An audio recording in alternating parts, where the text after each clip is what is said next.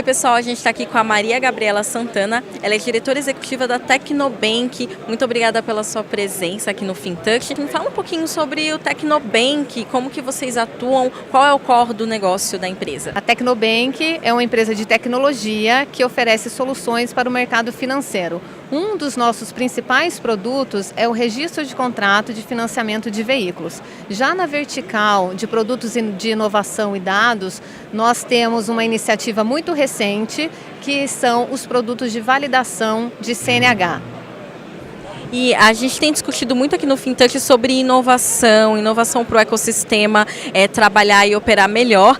E fraude é algo muito presente no sistema financeiro como todo, isso também atinge as fintechs. E esse foi um dos temas que foram debatidos aqui no painel onde você estava presente, né? Quando a gente fala de fraude, o que a gente pode encontrar de inovação? De uma maneira geral, a gente vê muitas mudanças e a fraude está sempre presente. A gente entende que a fraude é um movimento cultural, né? Se a gente pega recentes pesquisas, a gente tem um índice de uma tentativa de fraude a cada 15 segundos. Então isso é um volume que impacta todo o mercado. A gente pode falar de financeiras, de lojas, de e-commerce, de instituições financeiras mais consolidadas ou das fintechs. Então a gente entende que não importa muito o mercado, né, o segmento da empresa, a fraude está presente em diversos setores.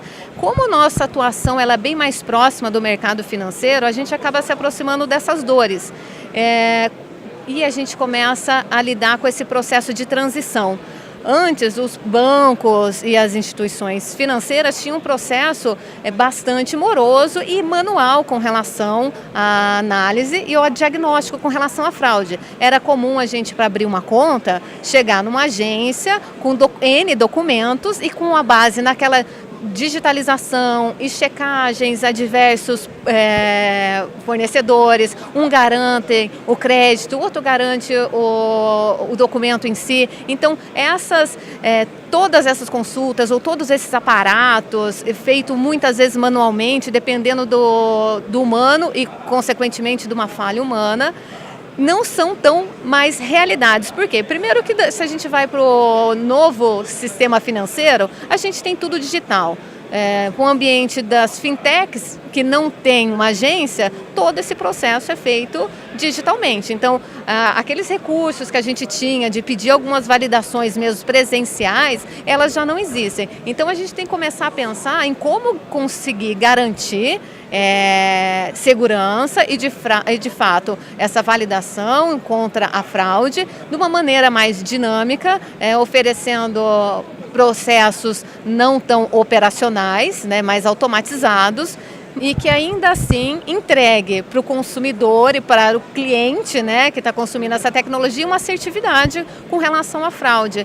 Então, talvez muito motivado pelo movimento das fintechs, né, que trazem com força essa necessidade de inovação desse processo das empresas mais consolidadas no mercado, elas também já estão buscando seus movimentos de bancos digitais. Então é uma realidade a gente sair do modelo antigo para o modelo novo.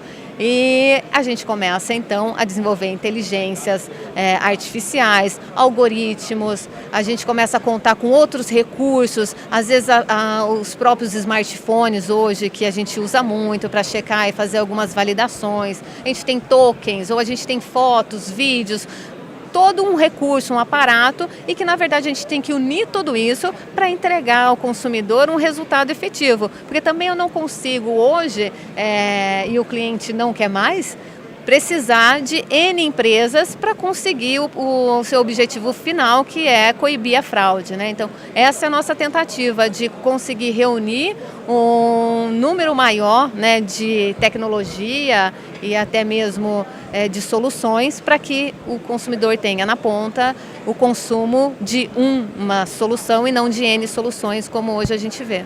Onde que a fraude ela acontece no processo de vocês e como que vocês lidam com ela? Hoje, a fraude pode estar presente num dos processos de registro de contrato.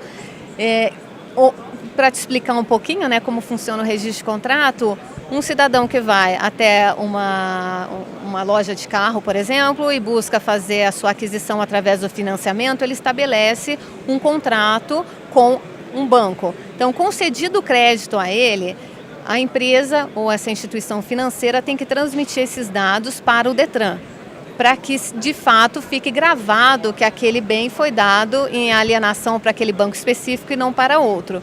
Nesse processo de transmissão de dados, eu tenho que certificar que os dados inseridos na minha plataforma, ou seja, os dados imputados, eles são convergentes com os dados que eu também exijo de uma maneira digitalizada. Então, hoje, eu preciso extrair, então, para isso eu uso um algoritmo ou inteligência, que eu extraio da imagem todos aqueles campos que foram preenchidos também na plataforma e checo se aqueles dados têm convergência. Por exemplo, o nome do credor, nome do devedor, total de parcelas. Então, essas duas informações, elas têm que serem idênticas. Senão, eu tenho um processo ali, no mínimo, não convergente e depois a apuração de uma possível manipulação ou fraude do processo. E vocês têm estudado uma nova forma de evitar isso, colocando alguma inovação, fazendo parceria com alguma fintech para acelerar esse processo?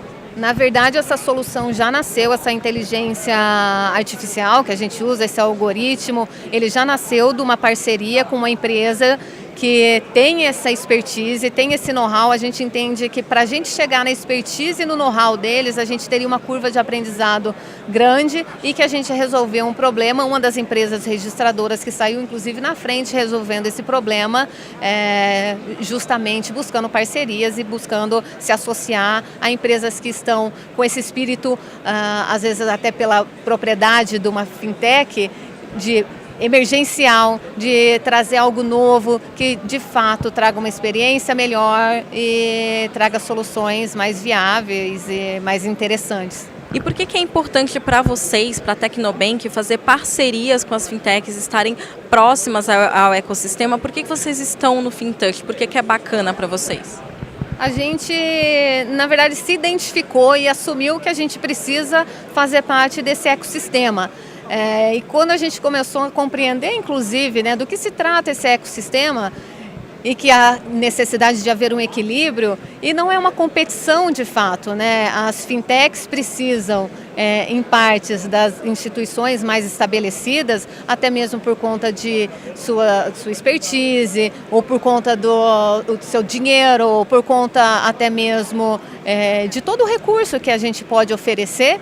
E elas, em contrapartida, traz para a gente essa necessidade urgente de inovação, de mudanças, de melhoria de processo, esse senso de urgência, essa necessidade de entregar algo melhor e rápido, com custo mais interessante. Então, a gente sente que a gente precisa agir estrategicamente como fintechs para que a gente consiga estar atualizado. Hoje as ideias vêm, elas passam com uma velocidade muito grande e se a gente não absorve ou se a gente não faz parceria com fintechs, que hoje a gente está aqui propriamente dito, a gente não consegue captar ou ter mesmo essa performance por conta de uma instituição que tem seus processos, que tem a sua governança, às vezes bastante engessada. Então, se a gente não faz essas parcerias, a própria cultura de uma empresa mais consolidada acaba nos engessando em certo modo. Então, a gente busca, através dessa inserção, colaborar e também, claro, trazer os benefícios para perto de nós, gerar resultados com isso. Perfeito, Maria Gabriela, muito obrigada pela sua participação.